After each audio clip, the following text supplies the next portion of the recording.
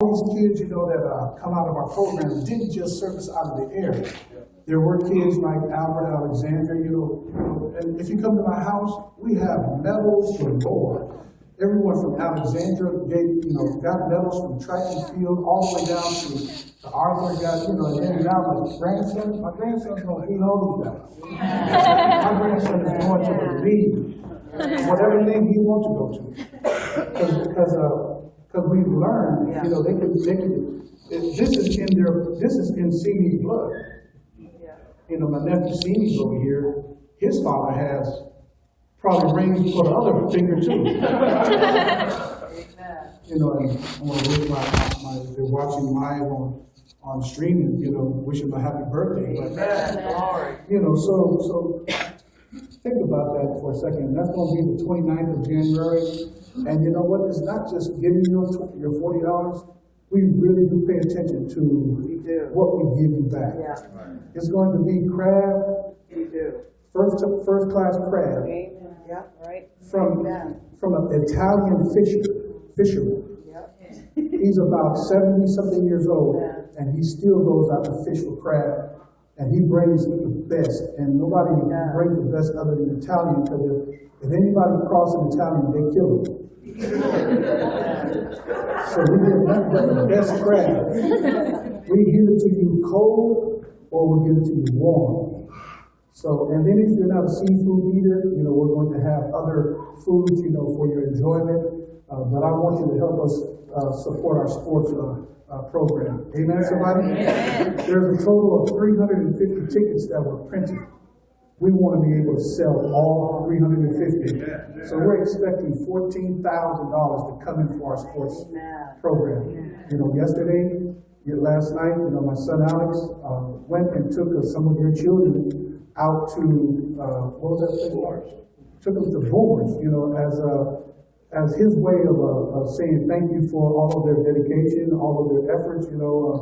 They make our church look good. Player of the year, going to all state and all that, and so that was his way of saying thank you for. They had a great time at the Boomer, so that came out of his pocket.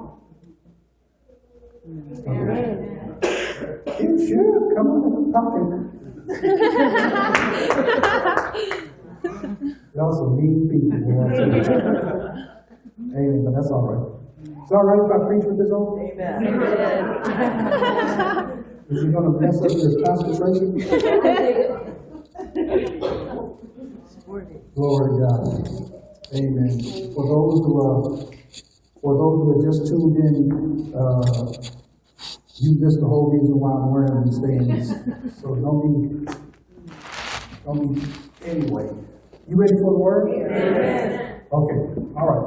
If you have your Bible, that's good. As a matter of fact, in 2012, we need to make an effort to get our Bibles. Okay? If there's anything that you want to invest in, I would strongly, encourage that you invest in a Bible. Say, Pastor, why? Pastor, why? Because, watch this. Everything I got to this point was because of my Bible. Was because of the information that's in my Bible. And if I lost everything that I have, as long as I still have my Bible, I still can get everything back. Amen. So the word never changed. Circumstances in life change, but the word never changed. So I would encourage you to get a Bible. 2, all those of you that are, use electronic Bibles, it's good. But I'm trusting you because when I'm teaching and you're down like this, I'm trusting that you're taking notes, but you're not on Facebook, that you're not doing something else with your telephone. Okay, I'm not going to tell you what to do. I'm just trusting you that you're not playing me. Making me think that you're so in your word. The next thing you know, you call me from the prison. Okay? If you don't have a Bible, don't worry about it. We'll shoot it up on the screen, and so everybody can get the word. You have a Bible, go ahead and come on, let's make this Bible confession with me. Say it with me, all right? Raise your Bible up like this, whether it's electronic like mine, or if it's a real Bible. Lift it up in the air. If you don't have a Bible, somebody will get you a Bible, okay? We have some Bibles around here to pass it out. Say, this is my Bible. This is my Bible. I am what it says I am. I am what it says I am. And no sin. No sin. Amen. Amen. All right, you may be seated. Let me talk to you a little bit about the word of prophecy that was given to our ministry last Sunday, and then we'll get into the topic that I plan to talk to you. I wanted to talk to you about doubt, a blessing stopper. Doubt is a blessing stopper. But let me talk to you about the word of prophecy that's given to Sold Out Christian Center here in the Bay Area, Kent, Washington, Monterey, Las Vegas, and also Hawaii, and also Alabama. The word of prophecy, number one, was that we need to get rid of old wineskin. That we need to get rid of old wineskin. And the reason why I wanted to bring this up is because many would translate that into like if we have Christians or believers or leaders that are not productive in their positions, to get rid of them. I mean, we even go to conferences and we would be told, to get rid of those who are extra baggage or those who are extra weight to your ministry. Get rid of them. And but then if I did that, then that would mean that I would step in, because I don't believe that God put you in that position for nothing. It was God, according to scriptures, that put you in that position. Is anybody with me? And so therefore, it's not my position to step in and tell you to step down or to get rid of you. But for me, that interpretation of get rid of the wineskin is that instead of the staff, instead of getting rid of the staff, but it's for me to teach you what it says in Romans 12:2, to renew your mind, to be transformed, to stop thinking the same way, change your way of thinking, get rid of your old way of thinking. Are you with me, somebody? Get rid of old ways of operating. This is a brand new year. Are we still going to do the same thing over and over and over again? The scripture also says in Ephesians chapter 4, verse 23, and it takes it deeper. It says to renew the spirit of your minds. To renew the spirit of your mind. In other words, right now you're hearing my voice, and it's your mind that's engaging with me right now. You're listening to me with your mind. But there's your spirit of your mind, which is your subconscious mind. Your subconscious mind collected all the information that you've learned since you was a little baby, all the way up to this day. You've learned and you've collected all those information, and those information run your life. So therefore, when we hear something new, we tend to engage momentarily until hard times hit, and then what we do is we go right back to what we know how to do, which is stuff that's lodged deep down in the subconscious mind, and we never change. Yeah. So if we're going to get rid of old wineskin, I want to say, church, get rid of your old way of thinking. Amen. Are you with me, somebody? Yeah. I mean, there's a lot of people, if every member and every leader came to church today, it would be standing room only. On the membership roll, we have a bunch of people in our church. But the membership roll is not a justification of your absence. Come on now. You have to come to church. Right. And the reason why some people don't come to church is because I work late. I work late and I got up late. Some people say, I'm tired. And some people say, the game is on. And I can go on and on and on. And none of those reasons are good enough to justify why you shouldn't come to church. That kind of mindset, that kind of thinking in 2012 has got to change.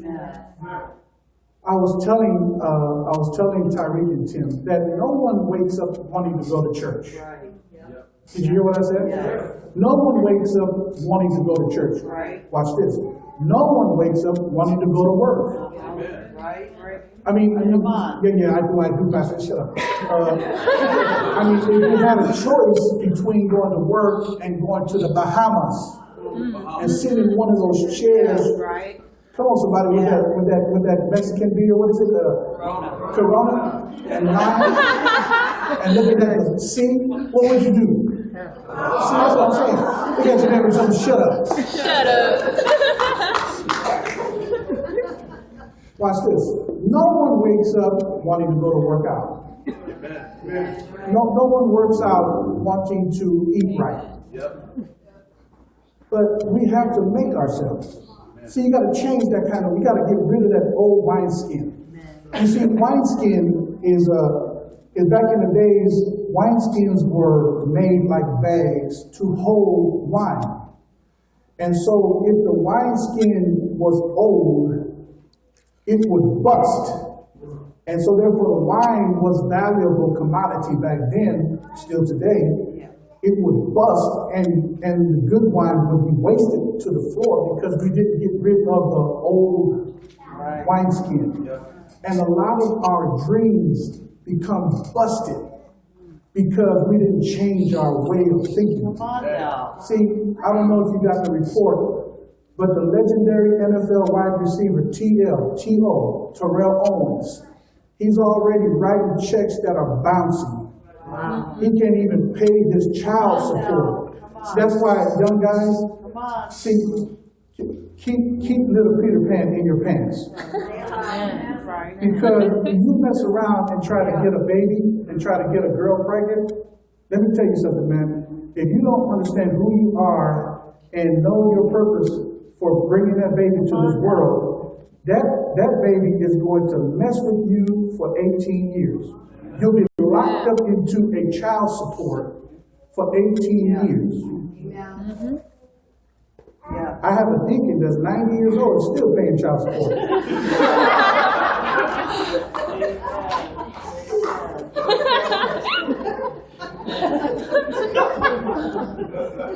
Come on, somebody. Is anybody in the house? Amen. I mean, T.O., he went to court to ask for lenient, to reduce his child support because he can't afford because right now he plays for an arena football league. 15 years in the NFL. Listen to me very carefully.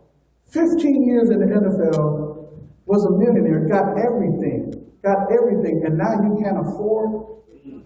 See, there's something wrong with that because he has not changed his. You see, and T.L. is one of those people that said, "But I thank my God. First, I want to thank my Jesus." He's a professional, but just because people say, I love Jesus, don't mean that they love his principles. Wow. I mean, 15 years in the NFL. Is anybody in the house here today? I don't let my nephew, Matt, I'm not passive with my nephew. I call him periodically. I called him about a month ago and I told him, I said, nephew, because his financial advisor told him this is not the time to buy a house. This is not a time to buy a house. I'm like, everywhere I go, and all these millionaires, they're buying up these houses. And this financial advisor is telling my nephew, don't buy a house. This is not a good time to buy a house. But more millionaires are made in a down economy. Right. Let me say that again. More millionaires are made in a down economy. You know how they become millionaires? They become millionaires by when the economy crashes. That means everything now are dirt cheap. So what millionaires do, or even not a millionaire, but someone who saved his money, good, now he's got enough money to buy at least one house. When the economy crash or tank, he'll buy a house like for about $80,000, buy a house for $100,000, buy a house for $120,000, or buy a house for $150,000. And guess what? Say what? What? He sits on that house. He just sits on that house until the economy goes back up. And when the economy goes back up, then he sells it. Let's say he bought it for $100,000, he'll sell it for $500,000, and now he made 5 times the money that he spent to buy the house when it was down. I said, Matthew, I don't know what your financial advisor is talking about, but this is the time for you to buy a house. You got to buy a house right now. Right.